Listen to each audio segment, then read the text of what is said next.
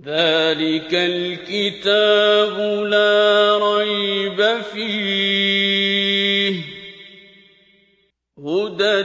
للمتقين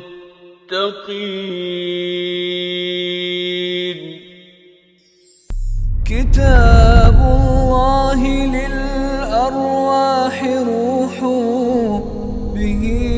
تحيا النفوس وتستريح كتاب الله اب آ رہی سورہ توبہ، جس کے متعلق آپ کو معلوم ہے کہ اس کے آغاز میں بسم اللہ نہ لکھی جاتی ہے نہ پڑھی جاتی ہے۔ بہت سی آراء ہیں کہ کیوں نہیں لکھی جاتی، لیکن میں سمجھتا ہوں کہ سب سے بہترین بات جو لکھی ہے وہ امام راضی رحمۃ اللہ نے لکھی ہے۔ نبی اکرم صلی اللہ علیہ وسلم نے اس کے آغاز میں بسم اللہ نہیں لکھوائی، لہٰذا اس لیے نہیں لکھی جاتی، اور نہ آپ نے پڑھی اس لیے نہیں پڑھی جاتی۔ وہ سب سے اہم بات تو یہ ہے، آپ کا حکم ہے، لہٰذا ہمارا سر تسلیم کم۔ باقی دوسری آراء میں اگر دیکھیں تو حضرت علی رضی اللہ تعالیٰ عنہ کا قول ہے کہ یہ سورت اس طرح نازل ہوئی ہے کہ جیسے ہاتھ میں تلوار پکڑ کے اللہ کے غضب کے اظہار کے ساتھ نازل ہو، اور بسم اللہ شریف جو ہے اس میں اللہ تبارک و تعالیٰ کی رحمت اور کرم کا ذکر ہے، لہٰذا وہ مناسب نہیں لگتا کہ اللہ کے غضب کا ذکر ہو رہا ہو اور ساتھ بسم اللہ پڑھی جائے۔ تو یہ ایک توجیہ ہے جو اس کی حضرت علی رضی اللہ تعالیٰ عنہ نے فرمائی، لیکن اصل بات وہی ہے کہ رسول اللہ صلی اللہ علیہ وسلم نے یہ لکھی لی۔ اس کا پہلا رکوع اور اس کے بعد 2 رکوع علیحدہ ہیں، پھر پہلے کے ساتھ 2 آگے آئیں گے، وہ 3 جو ہیں، یہ پہلا اور رکوع نمبر 4 اور 5، یہ وہ ہیں جو فتح مکہ کے بعد نازل ہوئے۔ درمیان میں جو 2 رکوع آئے وہ ہیں جو صلح حدیبیہ کے بعد اور فتح مکہ سے پہلے نازل ہوئے۔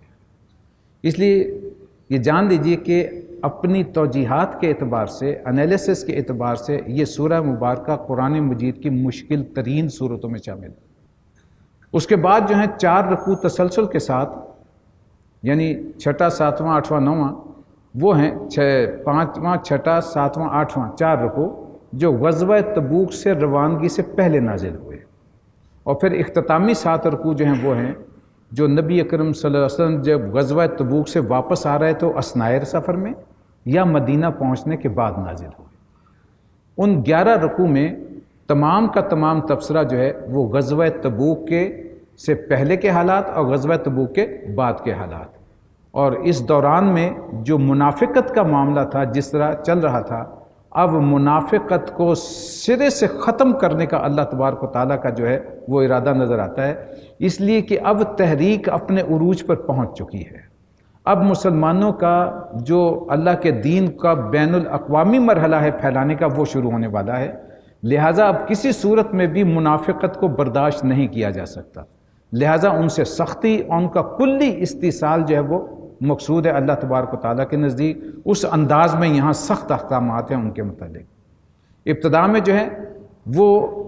فتح مکہ کے بعد اب مقصود یہ ہے کہ اس علاقے کو کفر سے مکمل طور پر جو ہے وہ پاک کر دیا جائے، شرک سے پاک کر دیا جائے، لہٰذا مشرکین کا داخلہ بھی ہمیشہ کے لیے منع کر دیا۔ اب جو کوئی رہے گا حدود حرم میں تو وہی رہے گا جو کہ ایمان والا ہوگا۔ اور یہ سارا سلسلہ کب شروع ہوا؟ جب نبی اکرم صلی اللہ علیہ وسلم نے صلح حدیبیہ کی، 10 سال کے لیے ایک امن حاصل ہو گیا، جنگ کرنے کا نہ کرنے کا معاہدہ ہو گیا قریش کے ساتھ۔ اب آپ صلی اللہ علیہ وسلم نے اس دوران میں کچھ فتوحات بھی حاصل کی، خیبر فتح کیا، تیمہ فتح ہوا، فدق پیدا ہوا، یہ سارے علاقے جو ہیں وہ نبی اکرم صلی اللہ علیہ وسلم نے فتح فرمائے۔ یہود کا کافی سارا استحصال ہو گیا، جزیرہ نماء عرب سے نکال دیے گئے، اور اس کے بعد آپ صلی اللہ علیہ وسلم نے ارد گرد کی جو مختلف سلطنتیں یا حکومتیں تھیں ان کے سرداروں کو یا بادشاہوں کو خطوط لکھے، گویا کہ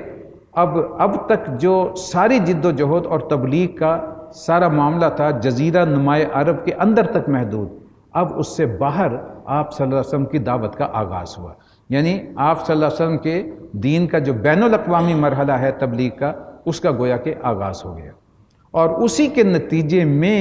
غزوہ تبوک وقوع پذیر ہوا۔ نبی اکرم صلی اللہ علیہ وسلم کے ایک سفیر تھے حضرت حارث ازدی رضی اللہ تعالیٰ عنہ، انہیں بھیجا گیا تھا شرجیل ابن عمر نامی شخص تھا جو بصرہ کا حاکم تھا، عیسائی تھا، اور وہ قیصر جو ہرقل روم تھا اس کا وہ باج گزار تھا، اس کی سرپرستی اسے حاصل تھی۔ اس نے نبی اکرم صلی اللہ علیہ وسلم کے اس ایلچی کو شہید کر دیا۔ نتیجہ یہ نکلا کہ اس کو سزا دینے کے لیے آپ صلی اللہ علیہ وسلم نے ایک 3000 افراد پر مشتمل لشکر بھیجا، جس کی سربراہی حضرت زید بن حارثہ رضی اللہ تعالیٰ عنہ کو دی گئی، اور وہ جب مقابلے پر وہاں پہنچے تو اس نے قیصر روم سے کمک مانگی اور 1 لاکھ کی فوج کے ساتھ مسلمانوں کے مقابلے پہ آ گیا۔ اب ایک طرف 3000 اور ایک طرف 1 لاکھ، 1 اور 33 کی روشے بنتی تھی، لیکن ارد گرد کے قبائل اور لوگوں کی بڑی نظر تھی اس پر کہ دیکھے کیا ہوتا ہے، لیکن انہوں نے دیکھا کہ 1 لاکھ کا لشکر اس 3000 کو شکست نہیں دے سکا۔ اگرچہ 12 کے قریب صحابہ شہید ہوئے، جن میں حضرت زید بن حارث بھی شامل تھے، حضرت جعفر طیار رضی اللہ تعالیٰ عنہ شامل تھے، حضرت عبداللہ ابن رواحہ رضی اللہ تعالیٰ عنہ شامل تھے، جن کے متعلق نبی اکرم صلی اللہ علیہ وسلم نے پہلے سے خبر دے دی تھی۔ آپ نے فرمایا تھا کہ اگر زید شہید ہو جائیں تو تمہارے لیڈر ہوں گے حضرت جعفر ابن ابی طالب رضی اللہ تعالیٰ عنہ، اگر وہ بھی شہید ہو جائیں تو عبداللہ ابن رواحہ تمہارے لیڈر ہوں گے، اگر وہ بھی شہید ہو جائیں پھر آپ خاموش ہو گئے۔ اب باہمی مشاورت سے اس موقع پر زمام کار دی گئی حضرت خالد ابن ولید رضی اللہ تعالیٰ عنہ کو، وہ مقابلہ کرتے ہوئے انتہائی حکمت عملی سے ریٹریٹ کر کے واپس مدینہ پہنچ گئے، اور تاکہ مزید کمک لے کر کے اور اللہ کے رسول صلی اللہ علیہ وسلم کے فیصلے کے مطابق پھر دوبارہ آ کر کے ان سے مقابلہ کیا جا سکے۔ اور اس کے نتیجے میں پھر ہرقل بھی نیت بناتا رہا کہ وہ مدینہ پر حملہ کرے، لیکن اس سے پہلے نبی اکرم صلی اللہ علیہ وسلم نے فیصلہ کیا کہ ہمیں ان کے حملے سے پہلے خود حملہ کرنا چاہیے اور اقدام کرنے چاہیے، لہٰذا غزوہ تبوک اس کے نتیجے میں رونما ہوا۔ اس کا انشاءاللہ اگلے 11 رکوع میں جو ہے وہ 4 آج کے سپارے میں اور 7 جو ہے وہ 11ویں سپارے میں جو ہے آئیں گے، ان کا تذکرہ وہاں ہے۔ کوشش کریں گے کہ ہم کچھ حصہ اس کا اگر وقت ہمیں ملا تو پڑھ لیں۔ براءۃ من اللہ ورسولہ الذین عاہدتم من المشرکین، آج اعلان بیزاری ہے، اعلان براءت ہے اللہ اور اس کے رسول کی طرف سے ان مشرکین کو جن سے آپ نے معاہدے کیے تھے۔ فسیحوا فی الارض، تو وہ گھوم پھر لیں اس سرزمین پر 4 اشہر، 4 مہینے کی انہیں مہلت دی گئی۔ وَعَلَمُوا أَنَّكُمْ غَيْرَ مُعْجِزِ اللَّهِ، اور جان لو کہ تم اللہ کو عاجز کرنے والے نہیں ہیں۔ نبی اکرم صلی اللہ علیہ وسلم نے سن 10 ہجری میں حج کیا ہے، اور یہ 9 ہجری کا حج ہے جس میں مشرکین بھی شامل ہیں اور مسلمان بھی شامل ہیں۔ حضرت ابوبکر صدیق رضی اللہ تعالیٰ عنہ کی قیادت میں انہیں سربراہ بنا کر کے حج وفد کا اور مسلمانوں کی ایک جماعت حج کے لیے روانہ ہوئی۔ ان کے جانے کے کچھ دن بعد اللہ تبارک و تعالیٰ کی طرف سے یہ آیات نازل ہوئی۔ چنانچہ نبی اکرم صلی اللہ علیہ وسلم نے حضرت علی رضی اللہ تعالیٰ عنہ کو حکم دے کر کے بھیجا کہ وہاں جا کر کے یہ پیغام جو ہے ان آیات میں نازل ہوا، یہ حج کے موقع پر انہیں سنا دیا جائے، سب کے کان کھول دیے جائیں۔ اب انہیں حکم دیا گیا کہ اب تمہارے لیے مشرکین کے لیے 4 مہینے کی مہلت ہے کہ وہ یہاں رہ سکتے ہیں۔ وَأَذَانٌ مِّنَ اللَّهِ وَرَسُولِهِ، اور اطلاع عام ہے اللہ اور اس کے رسول کی طرف سے الی الناس، لوگوں کی طرف، یوم الحج الاکبر، آج بڑے حج کے دن، حج اکبر کے دن۔ حج اکبر سے مراد ہے جو 10، 9، 8، 9، 10، 11، 12، 13 ذی الحج کی تاریخوں میں مکہ مکرمہ اور گرد و جوانی میں ہوتا ہے، اسے حج اکبر کہتے ہیں۔ اور جسے ہم عمرہ کہتے ہیں اسے حج اصغر کہا جاتا ہے۔ ہمارے ہاں جو عمومی طور پر جمعہ کے حج کو حج اکبر سمجھا جاتا ہے، یہ غلط العام ہے۔ یہ ایسے ہی جو ہے وہ ہم نے بنا لیا ہے، اس کی کوئی کہ حج چاہے پیر کا ہو، منگل کا ہو، بدھ کا ہو، جمعرات کا ہو، جمعہ کسی کا دم، حج ایک ہی جیسا ہے،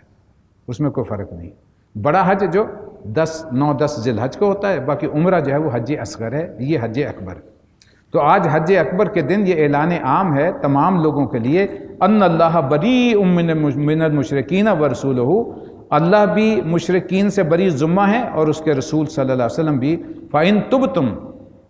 اب اگر یہ لوگ توبہ کر لیں، ہوا خیر لکم، ان کے حق میں بہتر ہے۔ وَإِن تَوَلَّيْتُمْ، لے اگر یہ منہ پھیرتے ہیں، فَاعْلَمُوا أَنَّكُمْ غَيْرُ مُعْجِزِ اللَّهِ، تو انہیں جان لینا چاہیے کہ یہ اللہ کو عاجز کرنے والے نہیں ہیں۔ وَبَشِّرِ الَّذِينَ كَفَرُوا بِعَذَابٍ أَلِيمٍ، اے نبی انکار کرنے والوں کو سخت عذاب کی خوشخبری سنا دیجیے۔ إِلَّا الَّذِينَ عَاهَدتُّم مِّنَ الْمُشْرِكِينَ، سوائے ان مشرکین کے جن سے آپ نے معاہدے کیے تھے۔ یہ 3 قبیلے وہ تھے، بنی خزاعہ، بنی کنانہ اور بنی زمرہ۔ یہ 3 قبیلے تھے جن سے جو ہے وہ حلیف ہونے کا جو ہے وہ معاہدہ تھا، وہ مسلمانوں کے حلیف تھے لیکن کافر تھے، دوستی کا رشتہ بنایا ہوا تھا۔ صلح حدیبیہ کے معاہدے کے مطابق یہ طے کیا گیا تھا جو قبیلہ چاہے وہ مشرکین مکہ کا حلیف بن جائے، دوست بن جائے، اور جو چاہے نبی اکرم صلی اللہ علیہ وسلم اور مسلمانوں کا دوست بننا وہ ان کا بن جائے۔ تو یہ 3 قبیلے وہ تھے جنہوں نے مسلمانوں کے ساتھ دوستی رکھنے کا فیصلہ کیا اور معاہدہ کیا۔ لہذا کہا گیا کہ جن قبیلوں کے ساتھ یہ دوستی کا رشتہ جو معاہدہ آپ کا ہے امن کا، اور جس مدت کے لیے فَأَتِمُّوا عَلَيْهِمْ عَهْدَهُمْ إِلَى مُدَّتِهِمْ، تو ان کے ساتھ اپنے عہد کو پورا کرو ان کی مدت تک۔ اس سے پہلے فرمایا گیا لم ينقصوكم شيئا ولم يظاهروا عليكم عهدا،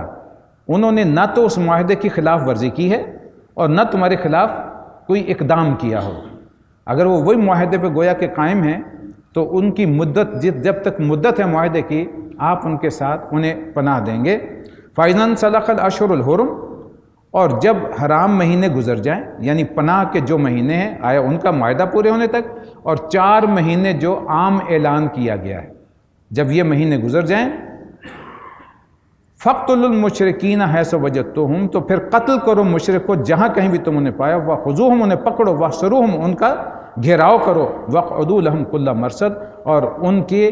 گھات میں رہو ان کی خبر لینے کے لیے۔ فَإِن تَابُوا، لیکن ان میں سے اگر کوئی توبہ کر لے، وَأَقَامُوا الصَّلَاةَ وَآتَوُا الزَّكَاةَ، اور وہ نماز قائم کرے، زکوٰۃ ادا کرے، فَخَلُّوا سَبِيلَهُمْ، تو پھر تمہارے پاس ان پر ہاتھ اٹھانے کی کوئی سبیل نہیں۔ ان اللہ غفور الرحیم، جان لو کہ اللہ مغفرت کرنے والا اور رحم کرنے والا ہے، جو کوئی توبہ کر لے وہ تمہارا ساتھی۔ وَإِنْ أَحَدٌ مِّنَ الْمُشْرِكِينَ اسْتَجَارَكَ، اور اگر کوئی مشرکین میں سے کوئی شخص تمہارے پاس پناہ مانگ کر کے آنا چاہے، فَأَجِرْهُ، اسے پناہ دے دو، حَتَّى يَسْمَعَ كَلَامَ اللَّهِ، تاکہ وہ اللہ کے کلام کو سن لے اور سمجھ لے۔ اس لیے بہت سے لوگ یہ ایسے بھی تھے جو یہ کہتے تھے کہ ہمیں تو معلوم ہی نہیں محمد صلی اللہ علیہ وسلم کیا کہہ رہے ہیں، یعنی وہ بے اتنائی کے ساتھ ہی اب تک جو ہے وہ سارا معاملہ زندگی کا چل رہے تھے، انہوں نے کبھی توجہ ہی نہیں کی تھی کہ اللہ کے رسول صلی اللہ علیہ وسلم کا کوئی پیغام بھی آیا۔ تو انہیں موقع دیا کہ وہ اگر چاہیں آپ کے پاس پناہ لے کر کے آنا تو وہ آ جائیں، قرآن کو سمجھیں، پیغام کو سمجھیں، ثم ابلغہم مأمنا، پھر ان کے امن کی جگہ پر انہیں پہنچا دو۔ یہ نہیں ہے کہ وہ سمجھ لیں پھر ڈنڈا لے کے کھڑے ہو جاؤ کہ پڑھو کلمہ، پڑھتے ہو کہ نہیں،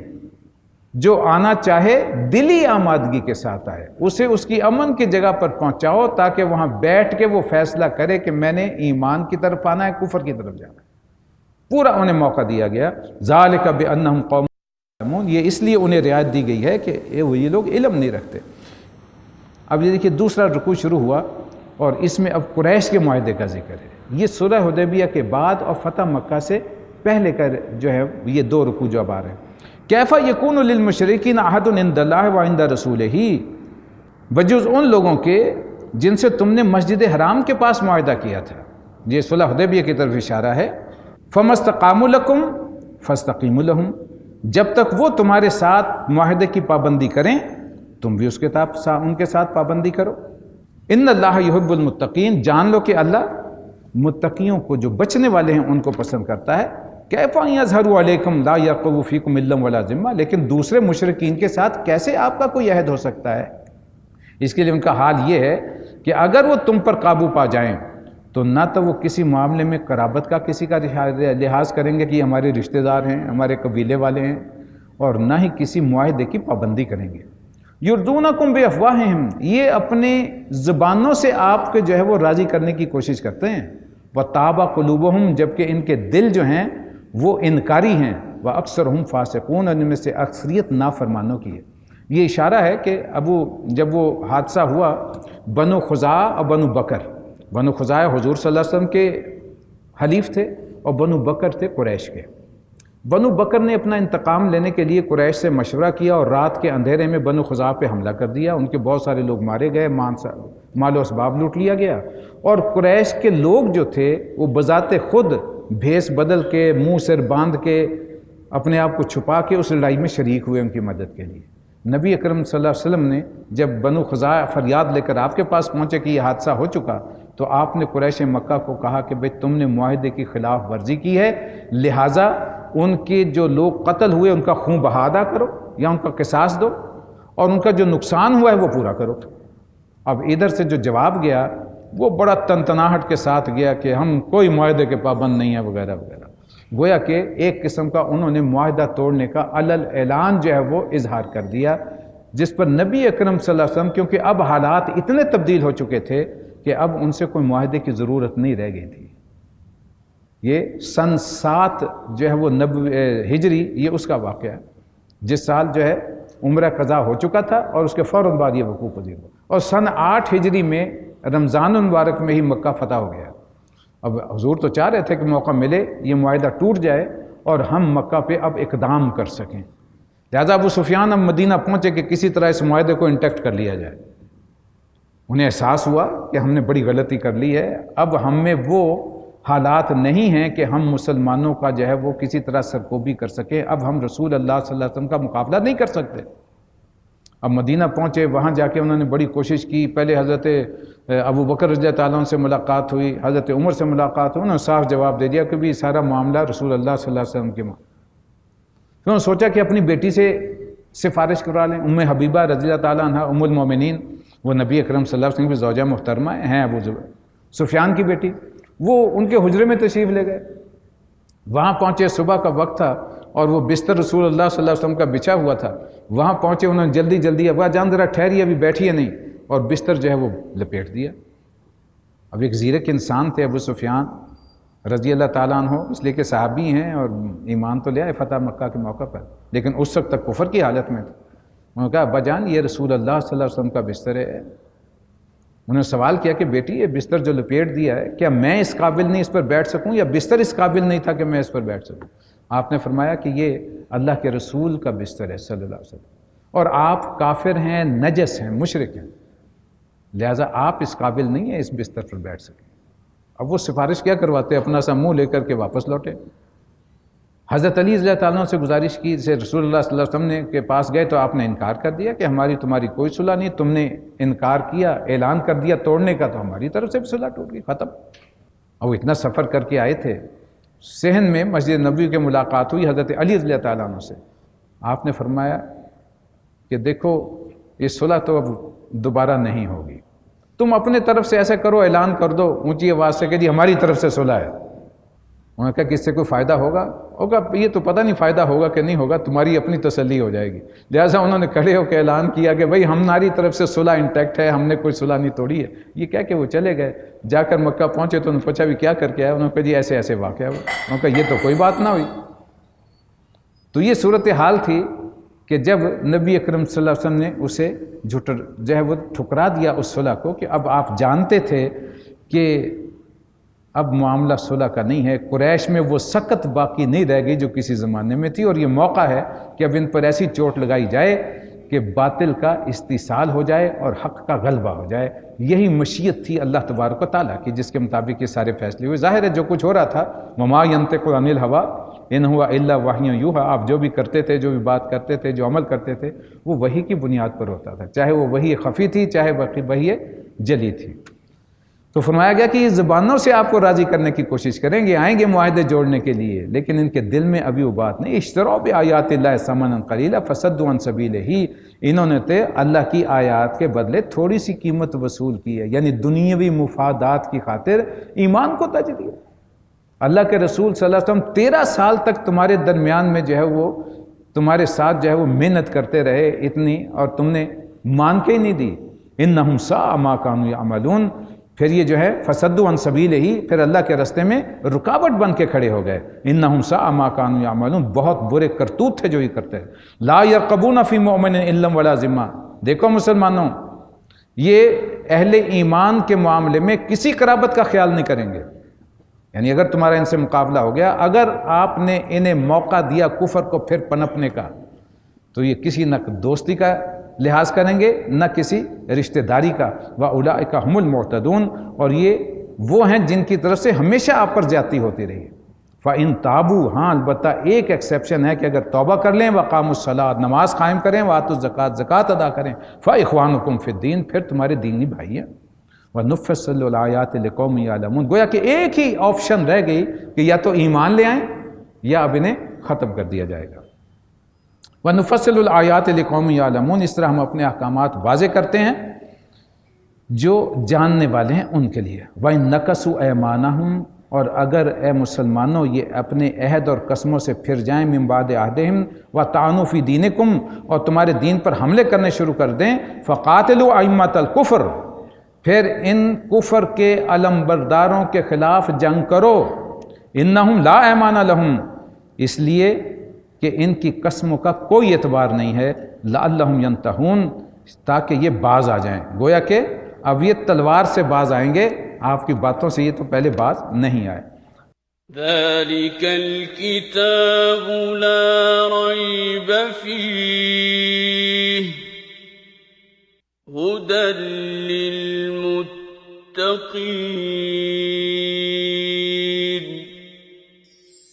كتاب الله للأرواح روح به تحيا النفوس وتستريح. كتاب